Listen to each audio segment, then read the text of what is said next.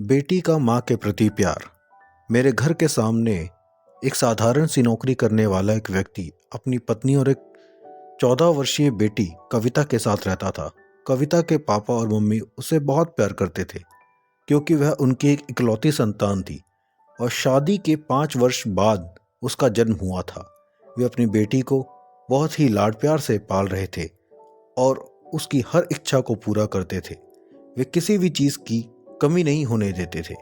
इकलौती संतान होने के कारण कविता बहुत जिद्दी और शरारती लड़की थी। एक दिन कविता ने बहुत ही खूबसूरत नई चप्पल लाने की जिद करी। उसके पापा ने कहा वह नई चप्पल 1 या 2 दिन में लाकर दे देंगे। दूसरे दिन उसके पापा बाजार से वही खूबसूरत चप्पल अपनी बेटी कविता के लिए ले आए। चप्पलें लेकर वह बहुत खुश हुई और वह उन चप्पलों को पहनकर पूरा दिन उछल कूद करती रही।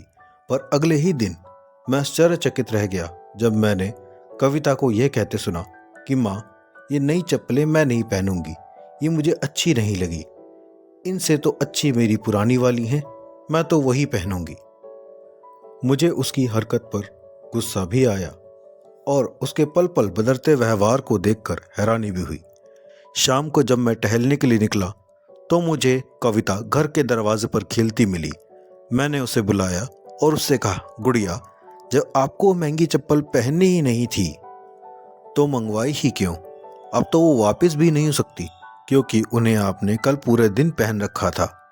मेरी बात सुनकर वो हंसने लगी और बोली, भैया, ये सब मैं अपनी माँ के लिए करती हूँ। मेरी माँ की चप्पलें घिस गई हैं।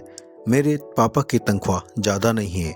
मम्मी पापा की स्थिति समझती हूँ, इसलिए अपने लिए नई चप्पल नहीं मंगवा रही थी। पर पापा मेरे लिए सब ला देते हैं और मेरी माँ तो अपना सारा प्यार मुझ पर ही लुटा देती है। बस मैंने अपने बहाने से चप्पल मंगवाई थी और इसलिए उनको पूरे दिन पहनकर घूमी थी कि दुकान वाले भैया को वापस ना की जा सके।